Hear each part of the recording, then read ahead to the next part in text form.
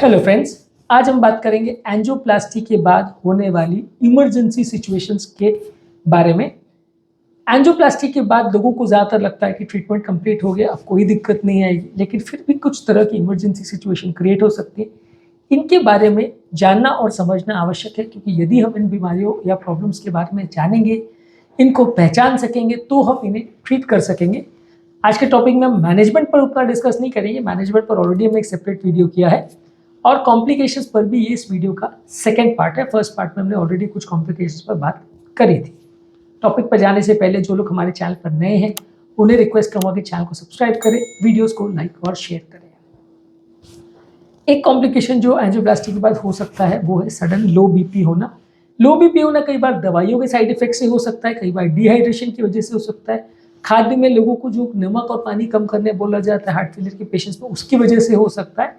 कई बार ये extreme form में कार्डियोजेनिक शॉक हो सकता है। कार्डियोजेनिक शॉक का मतलब है कि बीपी बहुत ज़्यादा लो हो जाए, 90 से भी लो हो जाए और शरीर में हाइपोपरफ्यूजन के साइंस मिलने लगे, बॉडी में बहुत ज़्यादा वीकनेस, कन्फ्यूजन, तेज सांस का चलना, शरीर ठंडा पड़ना, पेशाब कम होना, ऐसे साइंस होने लगे। अगर ऐसा हो रहा है तो डेफिनेटली आपको नमक और पानी ज़्यादा लेना चाहिए और आपके डॉक्टर के साथ तुरंत डिस्कस करना चाहिए, क्योंकि एक लाइफ थ्रेटनिंग सिचुएशन हो सकती है। इसके अलावा हाई बीपी भी एक सिचुएशन हो सकता है। सडनली कोई कारण से बीपी शूट अप हो जाए। ऐसा होने का कारण ज़्यादातर ये होता है कि लोग कई बार दवाइयाँ मिस कर देते हैं या खाने में कोई दिन ज़्यादा नमक ले लिया, खाने पीने का ध्यान नहीं रखा, तो सडनली बीपी शूट अप हो जाता है और सडनली आपका ब्लड प्रेशर जो कि पहले 130 140 था, सडनली 200 250 पहुँच जाता है। तो वैसे सिचुएशन में भी आपको इमरजेंसी में उसको मैनेज करना ज़रूरी है और अगर ज़रूरत पड़े तो हॉस्पिटल में दिखाने की ज़रूरत है। इसके अलावा एंजियोप्लास्टी के बाद जिन नलियों में एंजियोप्लास्टी हुआ है या जिन नलियों के द्वारा तार लेके जाके हार्ट की नलियों को ट्रीटमेंट किया गया है, वो नलियों में भी कुछ डैमेजेस की वजह से वहाँ पे कोई सडनली वो नली फूल जाए, जिसको सूडोन्यूरिज्म बोलते हैं, वहाँ पे डिसेक्शन या डैमेज हो सकता है, वहाँ पे ब्लीडिंग हो सकती है। ये प्रोसीजर रिलेटेड इशूज़ है जो कि पहले 5-7 दिन में होता है। तो ये एक इम्पॉर्टेंट इशू है जिसकी वजह से पहले 10-15 दिन में पेशेंट थोड़ा परेशान हो सकता है। ज़्यादातर जहाँ से एंजियोप्लास्टी किया है वहाँ पे कुछ प्रॉब्लम्स होने का चांस थोड़ा ज़्यादा रहता है, तो वो एरिया को ज़्यादा सावधानी से ध्यान रखने की ज़रूरत है।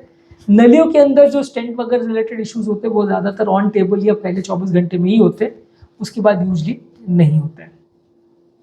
इसके अलावा कुछ मेडिसिन के रिएक्शन हो सकते हैं। एंजियोप्लास्टी के बाद अलग अलग तरह के मेडिसिन पेशेंट को दी जाती है, किसी की बॉडी को सूट करता है, किसी को नहीं करता है, किसी को उससे साइड इफ़ेक्ट्स होते हैं, चक्कर, कमज़ोरी होना, बेचैनी होना, सांस फूलना, बीपी कम हो जाना, पेशाब में इन्फेक्शन होना, ये सारे दवाइयों के साइन हो सकते हैं साइड इफ़ेक्ट्स के। इसके अलावा कभी कभी किसी को हृदय गति कम या ज़्यादा हो जाना, ये से भी साइंस हो सकते हैं। तो अगर कोई मेडिसिन का रिएक्शन हो रहा है, चाहे वो एलर्जिक रिएक्शन है या दवा का साइड इफेक्ट रिलेटेड प्रॉब्लम है, तो आपको इमरजेंसी सिचुएशन क्रिएट हो सकती है, जिसके लिए आपको डॉक्टर से मिलने की आवश्यकता हो सकती है। इसके अलावा स्टेंट में रीब्लॉकेज हो सकता है। ज़्यादातर स्टेंट में जो क्लॉटिंग होता है वो पहले 1 महीने में होता है, पहले जो रीब्लॉकेज होता है वो पहले 6 महीने में होता है। क्लॉटिंग का चांस ज़्यादातर 1 से 2% होता है। ज़्यादातर इसमें सडन घबराहट, पसीना होना और हार्ट अटैक के सिम्टम्स होना, वैसे साइन सिम्टम्स होते हैं। इसमें ज़्यादातर आपको पेशेंट को तुरंत एडमिट करना पड़ता है। रीब्लॉकेज यूजली स्लो प्रोसेस होता है, नली में लेयर बाय लेयर धीरे धीरे करके जो रूज बनती है उसकी वजह से रीब्लॉकेज होता है।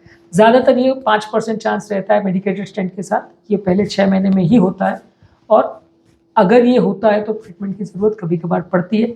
स्टेंट थ्रोम्बोसिस और स्टेंट स्टेनोसिस दोनों पर हमने सेपरेट वीडियो की है, ये आप हमारे चैनल पर देख सकते हैं। इसके अलावा कभी कभी नली एंजियोप्लास्टी के दौरान फट सकती है, रप्चर हो सकती है।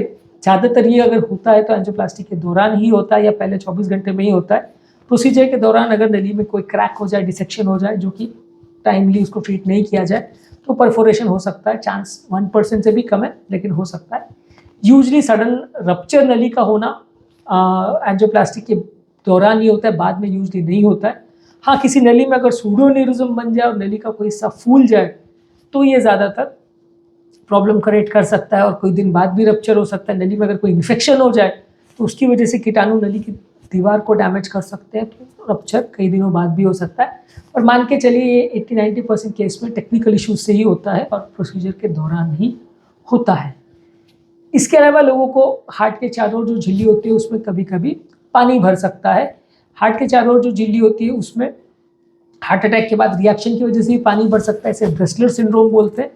कभी कभार हार्ट रप्चर होने की वजह से भी पानी बढ़ सकता है, या हार्ट की कोई दीवार फट जाए तो हो सकता है, या हार्ट की कोई नली एंजियोप्लास्टी के दौरान फट जाए तो हो सकता है, या कोई छोटी मोटी नली में लीक हो रहा हो, पता ना चला हो, एंजियोप्लास्टी में मिस हो गया हो तो भी हो सकता है।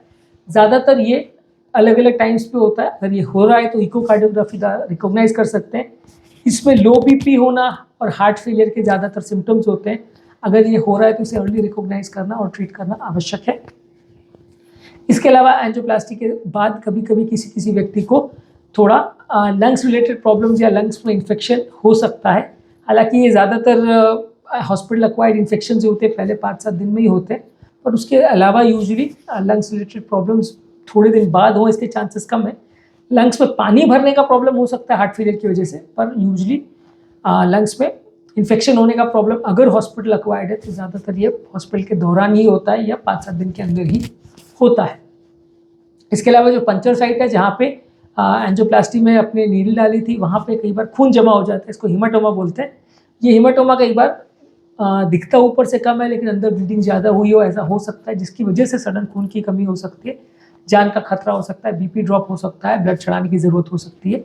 ये भी ज़्यादातर ऑपरेशन के दौरान या 24-48 घंटे में ही होता है, उसके बाद यूजली नहीं होता। कभी कभी लेट दिखाई दे ऐसा हो सकता है क्योंकि एंजियोप्लास्टी के दौरान थोड़ा ब्लड जमा हो गया हो जो कि थोड़े दिन के बाद डार्क कलर का हो जाता है, काले कलर का हो जाता है, वो दिखाई देने लगता है स्किन के ऊपर कई बार, पर वो दिखाई बाद में दे ऐसा हो सकता है। पर ज़्यादातर जो ब्लीडिंग एक्चुअल में होगी वो पहले 2-4 दिन में ही होगी, नहीं तो नहीं होगी। इसके अलावा कभी कभी किसी किसी को खून की कमी हो सकती है। खून की कमी होने का कारण ये है कि ज़्यादातर एंजियोप्लास्टी के दौरान या उसके बाद ब्लीडिंग हो सकती है, या दवाओं के साइड इफेक्ट से भी ब्लीडिंग हो सकती है। किसी भी व्यक्ति को अगर सडन खून की कमी हो जाए तो खून चढ़ाने की ज़रूरत हो सकती है, ब्लड प्रेशर कम हो सकता है, हाइपोटेंशन का प्रॉब्लम हो सकता है, हाइपोवॉल्यूमिक शॉक हो सकता है। वैसे पेशेंट को भी तुरंत एडमिट करने की मोस्टली ज़रूरत पड़ती है अगर खून की कमी बहुत ज़्यादा है, और अगर ब्लड चढ़ाने की आवश्यकता है या खून जल्दी लॉस अगर हो रहा है तो डेफिनेटली पेशेंट को भर्ती करने की ज़रूरत है। इसके अलावा किसी किसी व्यक्ति को थोड़ा दवाइयों का रिएक्शन हो सकता है। दवाओं के रिएक्शन से कई बार थोड़ा ब्लीडिंग वगैरह होने का चांस, क्लॉटिंग होने का चांस, या गति कम ज़्यादा होने का चांस, प्रेशर कम ज़्यादा होने का चांस, इस तरह के साइड इफ़ेक्ट्स हो सकते हैं। अगर ऐसा कुछ भी अगर आपको हो रहा है तो आपको आपके डॉक्टर के साथ डिस्कस करने की आवश्यकता है और उसको फॉलोअप करने की आवश्यकता है। तो आज के टॉपिक में एंजियोप्लास्टी के बाद होने वाली कुछ इमरजेंसी सिचुएशंस पर हमने बात करी। आज जो चीज़ों पर हमने बात करी उसमें very low blood pressure, very high blood pressure, ये ज़्यादातर मेडिसिन के साइड इफ़ेक्ट से या मेडिसिन मिस करने से होता है। इसके अलावा कार्डियोजेनिक शॉक हो सकता है जो कि लो ब्लड प्रेशर का एक्सट्रीम सिचुएशन है, ऐसा अगर होता है तो थोड़ी डेंजरस सिचुएशन बन सकती है। वैस्कुलर कॉम्प्लिकेशन यानी जिस नली से एंजियोप्लास्टी हुई है उसमें कोई डैमेज हो सकता है, जहाँ से एंजियोप्लास्टी की गई वो पंचर साइट में कोई कॉम्प्लिकेशन हो सकता है, स्टेंट में स्लो रीब्लॉकेज हो सकता है, दवाइयों का रिएक्शन हो सकता है, एंजियोप्लास्टी के दौरान या एंजियोप्लास्टी के बाद नली फट सकती है, पेरिकार्डियल एफ्यूजन हो सकता है, हार्ट की चारों जो झिल्ली है उसमें ब्लड भर जाए, पानी भर जाए, उसको पेरिकार्डियल एफ्यूजन बोलते हैं। इससे ब्लड प्रेशर सडनली लो हो सकता है और जान जा सकती है। लंग्स में इन्फेक्शन या निमोनिया या कॉम्प्लिकेशन हो सकता है। पंचर साइट पे बहुत ज़्यादा ब्लीडिंग जिसको हीमाटोमा बोलते हैं वो हो सकता है। खून की बहुत ज़्यादा कमी हो जाए जिसकी वजह से सडन ब्लड प्रेशर ड्रॉप हो जाए, हार्ट और किडनी फेल हो जाए, ऐसा हो सकता है। ब्लड प्रेशर बहुत ज़्यादा लो हो जाना, ऐसा हो सकता है, और दवाओं का रिएक्शन हो। ये कॉमन साइड इफ़ेक्ट्स हैं जो एंजियोप्लास्टी के बाद पेशेंट्स को हो सकता है, इमरजेंसी जिसमें क्रिएट हो सकती है, और ज़्यादातर पेशेंट को भर्ती करने की आवश्यकता पड़ सकती है। उम्मीद करूंगा कि आज के टॉपिक में आपको कुछ नई बातें जानने को मिली होगी। जो लोग हमारे चैनल पर नए हैं उन्हें रिक्वेस्ट करूँगा कि चैनल को सब्सक्राइब करें, वीडियोज़ को लाइक और शेयर करें।